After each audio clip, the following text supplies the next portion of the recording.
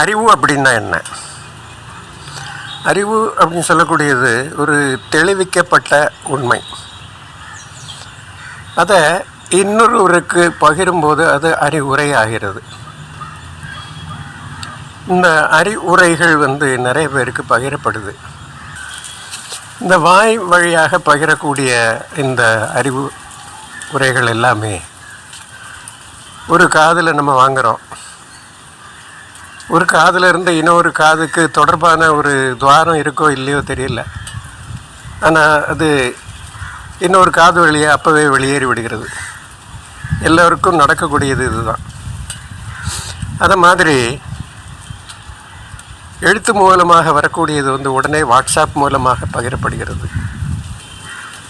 கடைசியில் ஒவ்வொருவரிடமும் மிஞ்சுவது ஒன்றுமே இல்லை. வரதெல்லாம் அப்படியே வெளியே போயிடுது. இதனால் யாருக்கு என்ன பிரயோஜனம் அப்படின்னு கேட்டிங்கன்னா, யாருக்கும் எந்த விதமான பிரயோஜனமும் இல்லை. அறிவு அப்படிங்கிறது அவங்களோட உள் மனசிலிருந்து தானாக உருவாகணும்.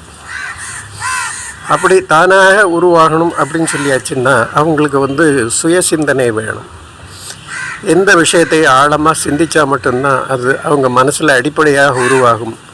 அது மட்டுமே நிலைத்து நிற்கும். இல்லாமல் பகிரப்படக்கூடிய எந்த அறிவுரைகளும் யாருக்கும் எந்த விதமான பயனையும் தரப்போவதில்லை. பகிரக்கூடியவனுடைய அந்த ஈகோவினுடைய நான் என்ற எண்ணத்தினுடைய வெளிப்பாடு தான் இந்த அறிவுரையை பகிர்வது என்பது. யாரெல்லாம் உங்களுக்கு இந்த அறிவுரையை பகிர்ந்தாங்களோ அவங்க நடவடிக்கைகள் எப்படி இருக்குது அப்படிங்கிறத நம்ம யாருமே சிந்திக்கிறதில்ல.